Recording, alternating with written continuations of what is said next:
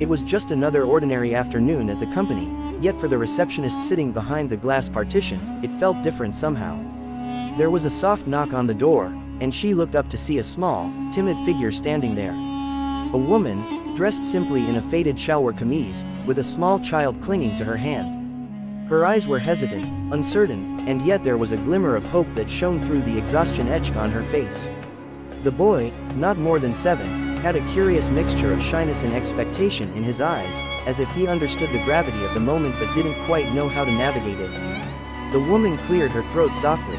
"Excuse me," she said, her voice trembling, do you have an old cake for my son? It's his birthday today, but we couldn't afford one. I heard maybe you could help." She glanced around nervously, aware that she was asking for something unusual, something that most people might reject without a second thought. The receptionist hesitated, unsure how to respond. She was used to people asking for small favors, delivery adjustments, meeting room directions, or the occasional office supply, but never a cake. And certainly not in this way. The boy tugged at his mother's sleeve, looking up at her with wide eyes, silently pleading. The receptionist's heart sank. She could feel the weight of their situation just by looking at them. She smiled gently, trying to buy herself a little time. I'm not sure. Let me check," she said, moving toward the back office. She knew the CEO, the man who had built the company from scratch, had always been compassionate in small, quiet ways. Maybe, just maybe, he could help. She walked briskly through the sleek, polished corridors, past glass-walled offices and the hum of conversations. She found him in his office, seated behind a massive mahogany desk, reviewing reports with the meticulous attention he was known for. The receptionist hesitated at the door, taking a deep breath before explaining the situation. "Sir, there's a woman outside, her son's birthday is today. She asked if we had an old cake she could have. I know it's unusual, but..." Before she could finish, the CEO looked up. There was a moment of silence. Then he leaned back in his chair, his eyes softening. "An old cake?" he asked, his tone gentle but filled with curiosity. "Show me." Walking back with the receptionist, he saw them standing there, the small woman, her child, and the quiet desperation in their posture. The boy's eyes widened further when he noticed the man approaching, sensing something extraordinary in the way he carried himself. The CEO knelt down, coming to eye level with the boy, and said softly, "Happy birthday. I hear you want a cake." The boy nodded, a little unsure, as if he had been dreaming of this moment but never thought it could actually happen. The woman's eyes brimmed with tears, and she tried to smile, though her cheeks were streaked with worry and fatigue.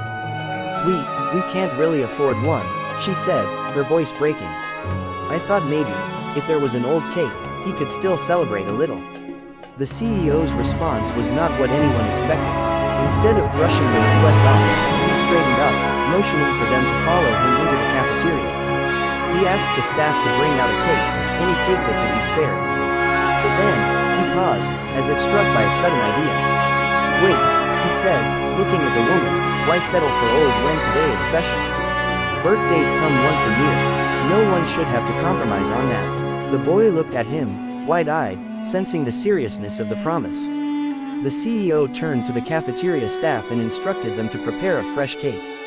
"Not just any cake," he said, "but something decorated with bright colors, something that would make the boy's eyes light up." He personally chose a chocolate cake, knowing it was a favorite among children.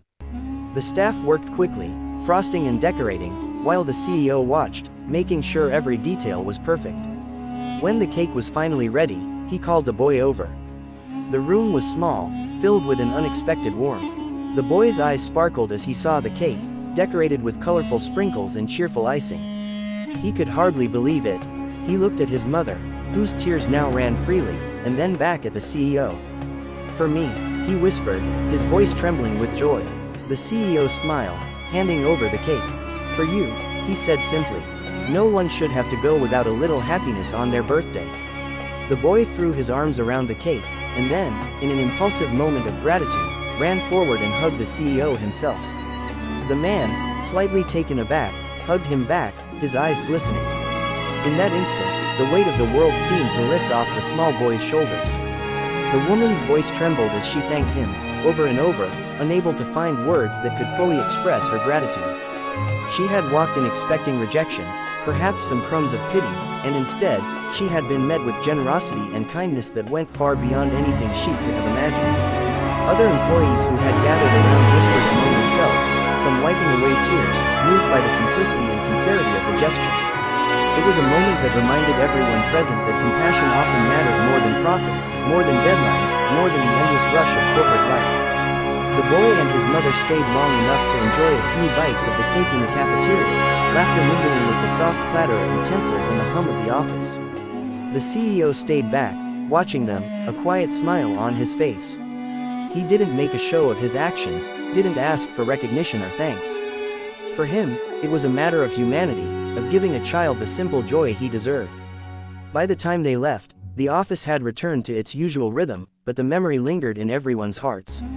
People who had been consumed by reports, meetings, and quarterly targets felt a subtle shift, a reminder that behind every business decision, behind every number and projection, there were human lives, emotions, and stories. A simple act of kindness, an old cake transformed into a new celebration, had created a ripple effect, one that inspired everyone who had witnessed it to carry a little more empathy into their day. And for the boy, it was more than a cake. It was a lesson in hope, a memory that would last a lifetime. He left that day with a sense of wonder, a story to tell, and the knowledge that sometimes, even in a world that seemed harsh and indifferent, there were people willing to make the impossible happen. People who could see beyond circumstance, beyond scarcity, and choose to spread joy when it mattered most. The CEO returned to his office, resuming his work, but there was a quiet lightness in his demeanor, a subtle warmth that lingered long after the cake had been eaten. His gesture, small in the grand scheme of things, had left an indelible mark, not just on the boy and his mother, but on everyone who had seen it unfold. It reminded them that true leadership was not only about strategy or vision, but about kindness, about noticing when someone needed a little extra care, and responding with a generosity that changed lives in ways that numbers could never capture. By the end of the day, the story of the small boy and the CEO's reaction had spread quietly through the office. People spoke of it in hushed tones, sharing the simple miracle they had witnessed, each retelling carrying the same emotional weight, and though no one would put it in a report, no one would include it in a quarterly presentation, its impact was real, lasting, and profoundly human. A birthday, a cake, a child's smile, it was a reminder that the smallest gestures often carry the most meaning, that empathy is a currency that never loses value, and that the simplest acts of kindness can leave everyone, even a CEO, moved to tears.